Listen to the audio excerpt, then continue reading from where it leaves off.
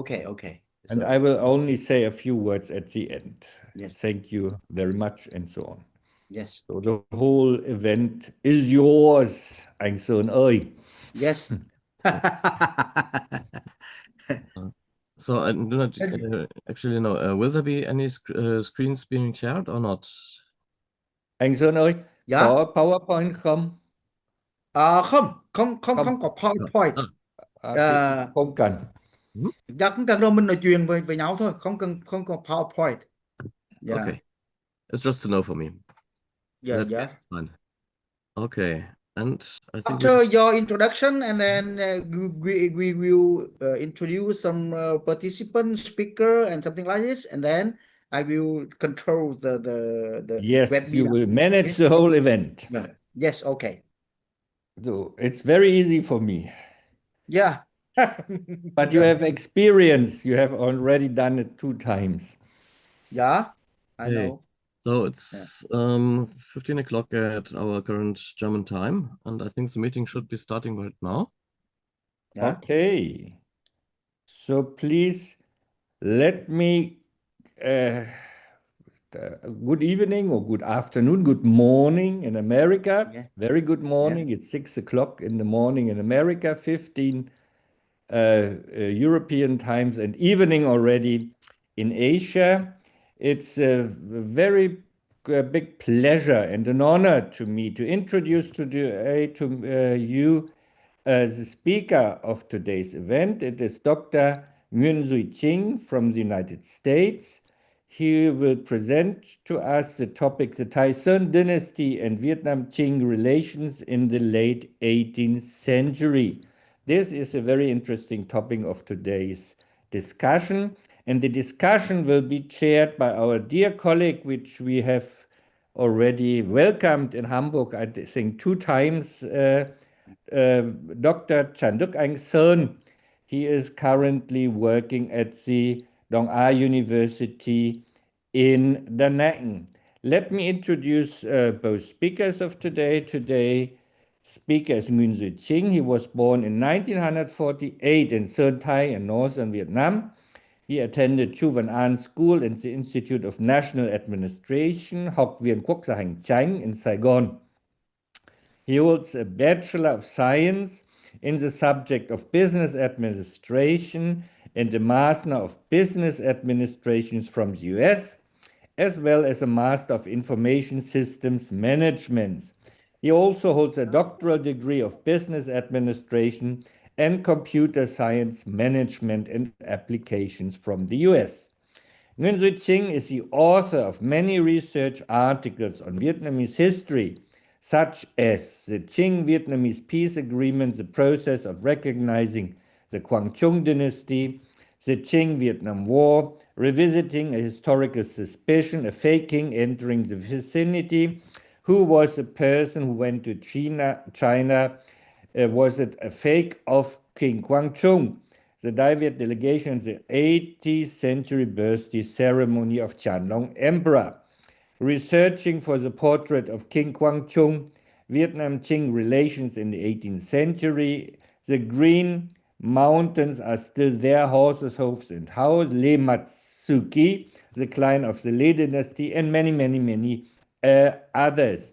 He has translated ancient Vietnamese historical documents as well as historical research, such as Đại Việt Quốc Thư, Nguyễn Thị Tây Sơn Ký, Bắc Hành Lược Ký, Kham Định An Nam Lược Ký, Vietnam and the Sino-French War by Long Truong from Taiwan, Vietnam-China relations under the Qing dynasty by Lai Long Tang from Taiwan as well, which have all been published in Vietnam in recent years. It's a great honor to have you here today. I would also tell a few words about the discussion.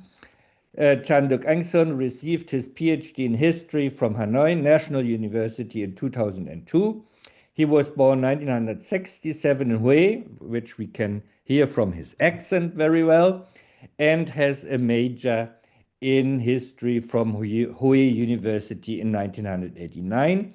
He has worked for a long time as a researcher at the Hue Monuments Conservation Center, served as Deputy Director and Director of the Hue Royal Fine Arts Museum, as head of the Department of Vietnamese Studies at Phan Châu Trinh University, as a Deputy Director of Da Nang Institute for Socio-Economic Development Studies.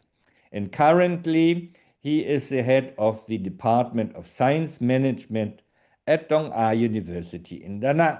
He is the author of many research books on history, culture, Vietnamese antiquities, and Vietnam's sovereignty over the sea and island territories. And so I would like to hand over to our colleague Chan Duc Anh Sơn, who was leading the discussion, and especially to our today's speaker, Dr. Nguyen Duy Trinh. Please, the floor is yours. Thank you, Professor Thomas Ankerbeck. I'm very glad to become the discussion today. Tonight, yeah, the same, because it's very complicated to gather 3 persons from 3 continental in the same time to discuss about our subject today.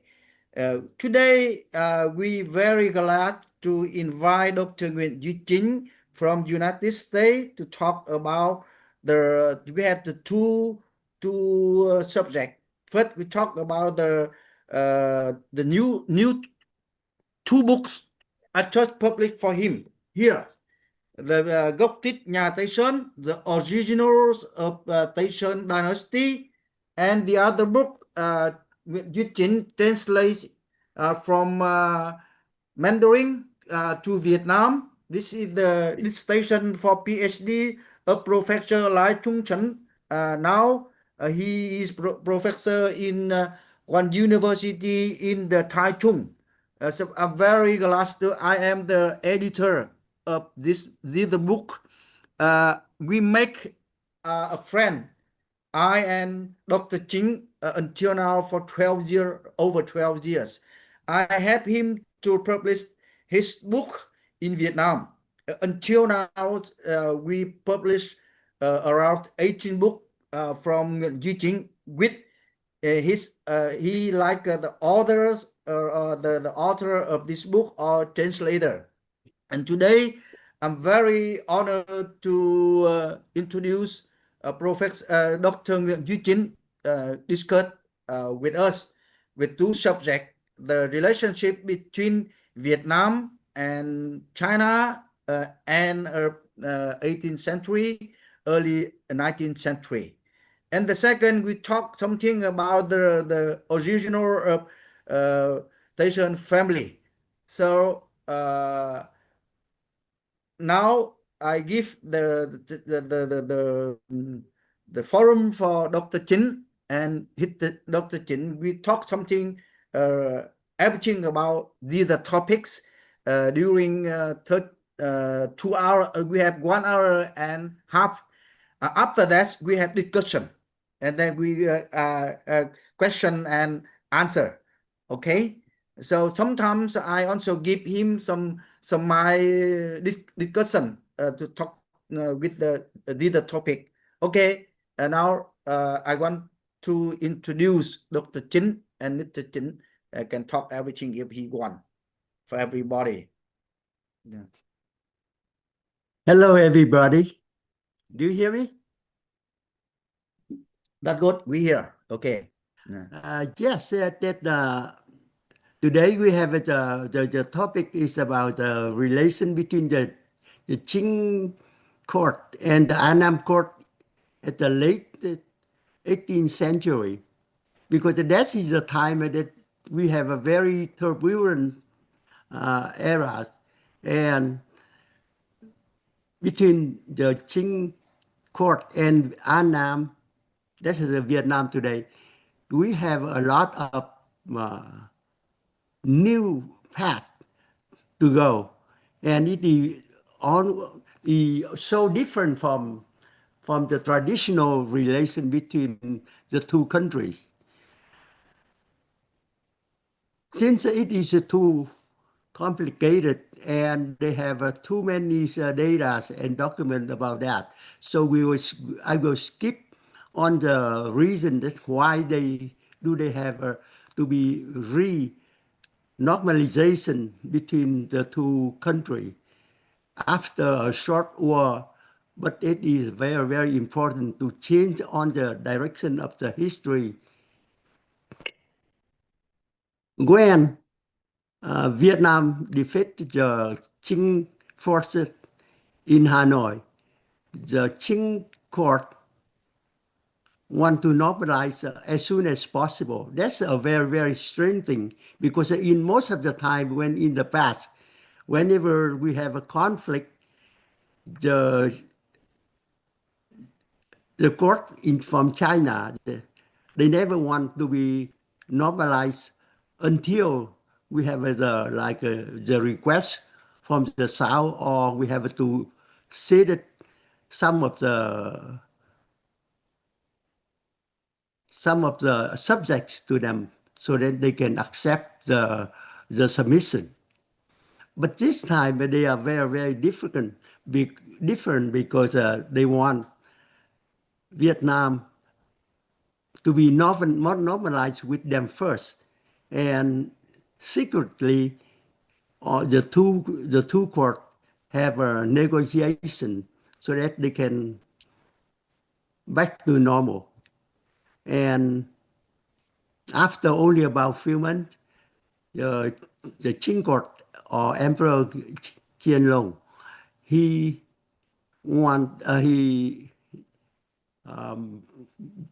accept the submission of Vietnam and invested the king of Vietnam as An Nam Quốc Vương.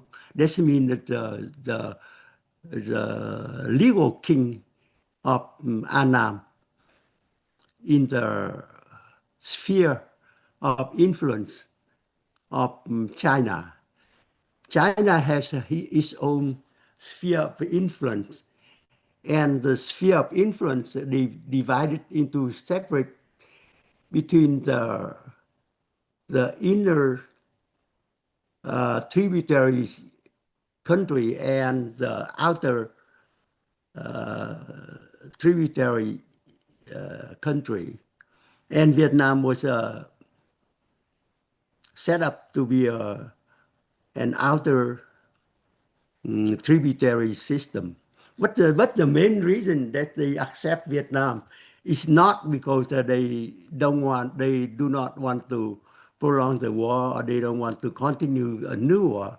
But exactly what they want is they want to ask for the king of Vietnam with an envoy from Vietnam to go to attend the birthday party, the birthday, not only a part of the birthday year, the birth years of the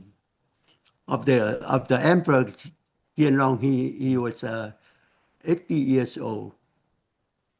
Mm-hmm. And that's a very, very sensitive problem, sensitive issue, because after the Tay Son dynasty lasts only a short time, and the next dynasty, that's the Nguyen dynasty, they do not want to promote the glory of the previous dynasty.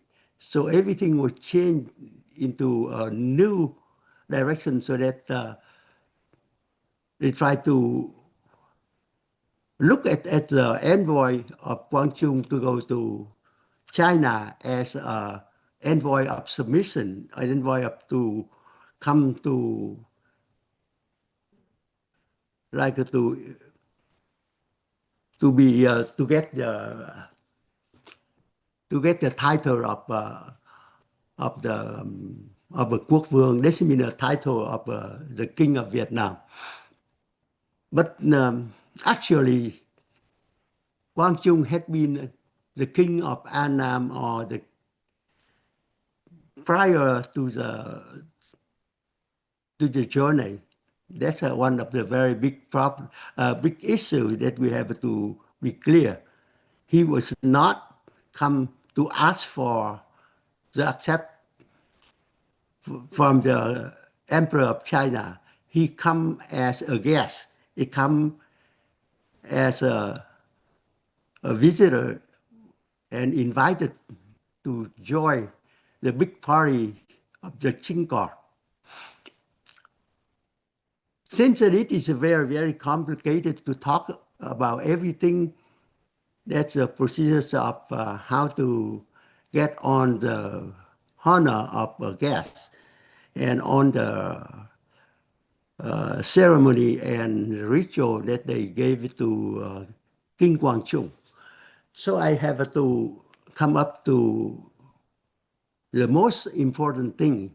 That's after the journey. The Qing court gave it Annam several privileges. One is the privilege in commercial and trade agreement. The second is they try to resolve some of the frontier, some of the boundaries in the north of Vietnam and China, so that they can settle up based on some previous decision of the Qing court. Thirdly, the Qing, they gave it to Vietnam some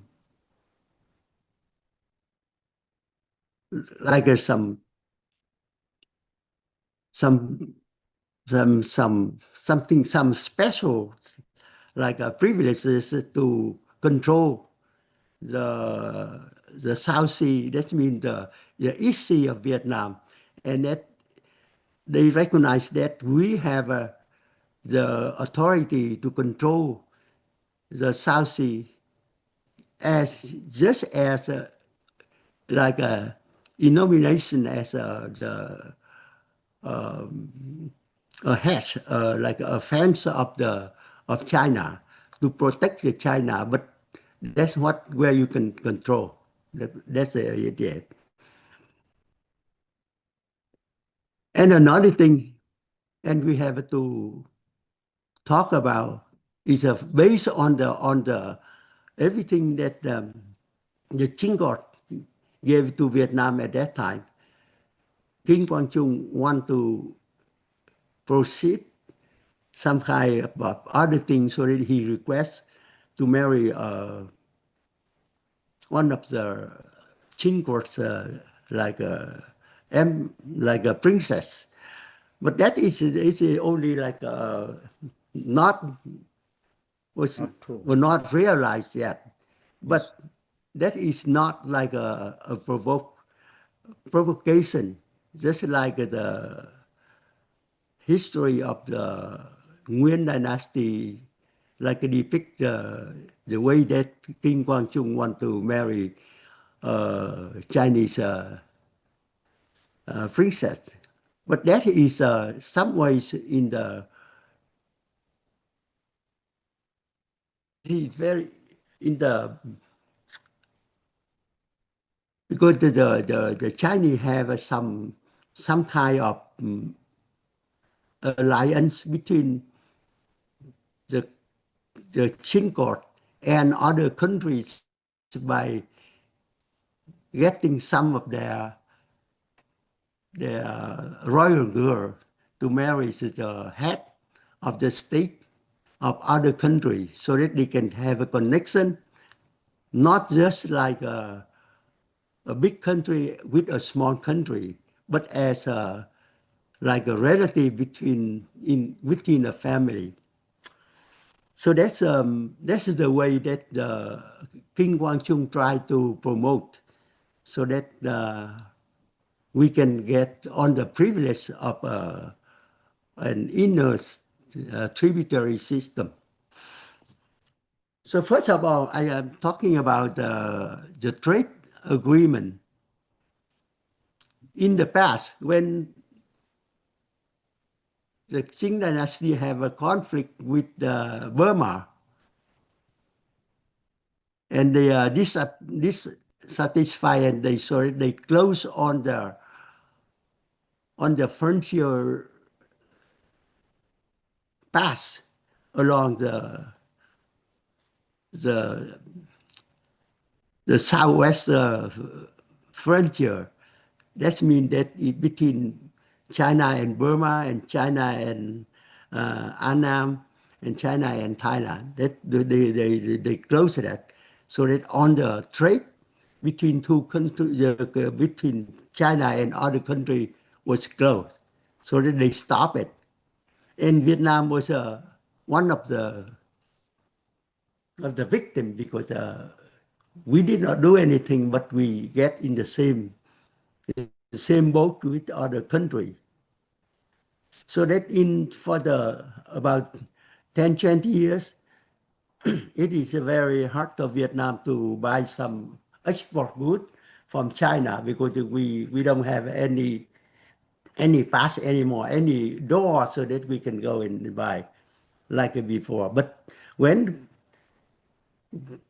we submit to the Qing court, and the Qing agree to open on the door, on the pass at the frontier, so that we can normalize the trade agreement with China.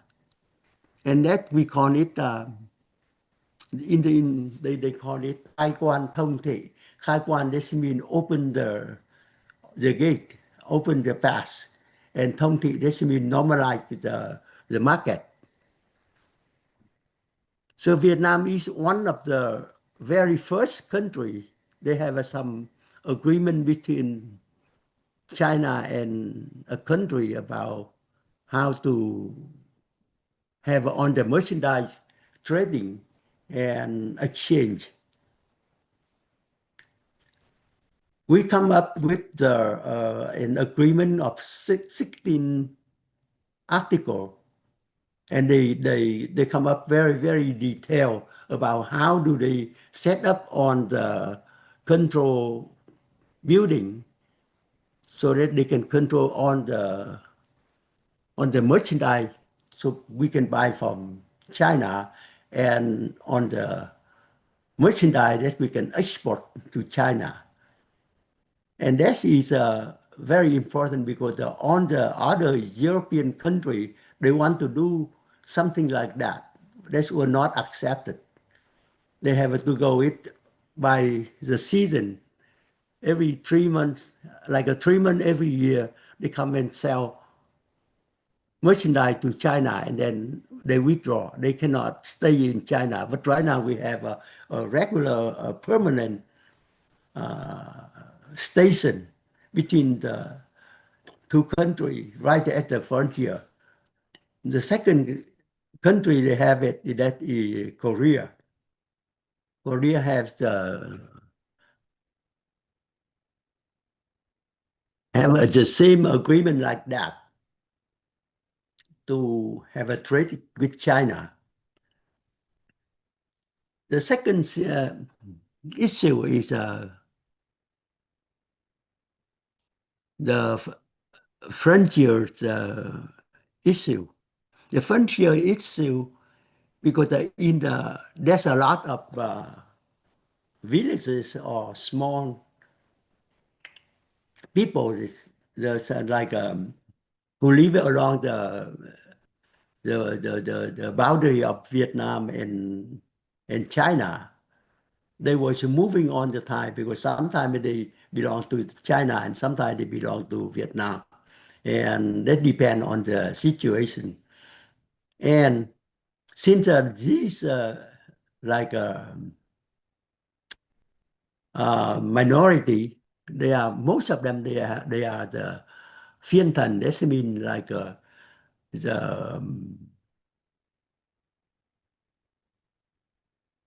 they support the Lê dynasty, so that that's become a threat to the court of Annam when China accept the new dynasty. That's why that King Quang want to get back some of the territory that was ceded or that was get by China in the past, maybe 100 years ago or more. But they need to get it back so that they can control the boundary, and they can they can get rid of all the small forces that they come rebellious against them. The issue is become very, very hard to solve because when they bring up with to the emperor, they do not bring it up to the emperor of China, of the emperor Qianlong, since the Mandarins at the border, like Phúc Khang An and in the Guangxi and Guangdong, they don't want to cede any of their territory to Annam. But that's not a request. And when the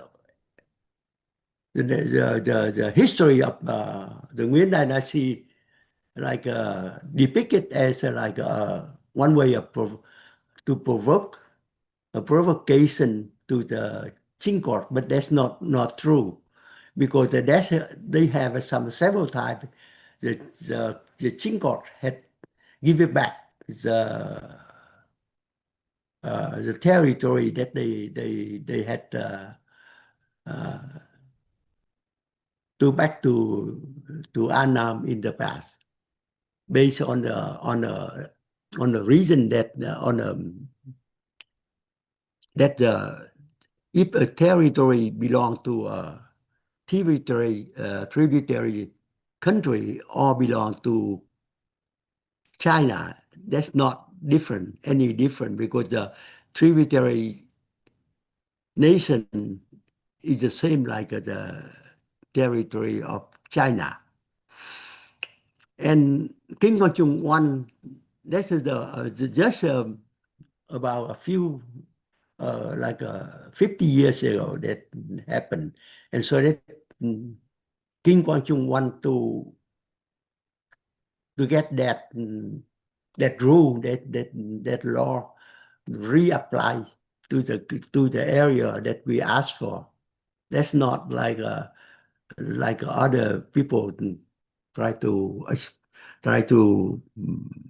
say that it is try to fight to go against China, and it is not the ways that they depict it, like we want to aspect the two provinces of Guangdong and Guangxi back to Vietnam. That's not true in history. That's just we just like to get some of the small area along the boundary back to Vietnam, as because it happened before. It's not anything new. The third thing is that we have we get some alliance in military alliance with China, so that the Qing court, like they ask the Annam forces control the sea and the South Sea of Vietnam, the South Sea that next to Vietnam, because we have a very close forces so that we can control. And at that time, China cannot control everywhere, so that they use us like has like a temporary parts, so that they can control all the others forces from European, from Europe, or from the south to come to China, and we act like a post, like to control the sea. So that this thing is that's the privileges, and that's what we got after the envoy of King Guangchung to go to China, and on it they don't have any like a big problem. We can, all of them should be get accept for the request for a hand of a princess, because at that time on the Manchu tried to reject it. He said that we cannot do that, but based on the reason that King Guangchung gives to them, that if the Mongol can act like a closer relation to protect the Manchurian court, why does an Annam cannot do it at the same time in the south? So that's some, we still have some argument about this thing, and if we have a further investigation or further document about that, we can make it clearer for the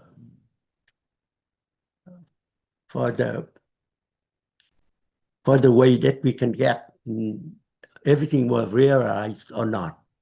So that's the most important three achievement that the envoy of Guangchung can get. But since he died so early, so everything was set up, and nobody can talk about it anymore. And later on, people were thinking of on this thing not as on the profit of Vietnam, but actually like a provocation of the Tay Son dynasty, the Tay Son court against the Qing dynasty, the Qing court, and everything would change. And the problem is even that China tried to use the way that the Vietnamese talk about history so that they can take advantage of that, so that they can erase everything that Tay Son court had achieved in the relation between China and Vietnam. That's the first part that I want to tell you, to say, just because if we go to every detail of on this thing, that will take very, very long time to make it under to describe everything in detail, so that I just get at the end of it, and I will skip on the procedures of how do they get that. Thank you, Dr. Chin. So we learned some information and some document about the relationship between Vietnam under Tay Son dynasty with Qing court about the end of 18th century. So I have some thing to want to share, not only you, but also for participants here, about it's very important to make a relationship after Tay Son dynasty with China. As you talk with us, that before the Tay Son dynasty and the relationship between Vietnam, at that time the name of Đại Việt, with China, it like a second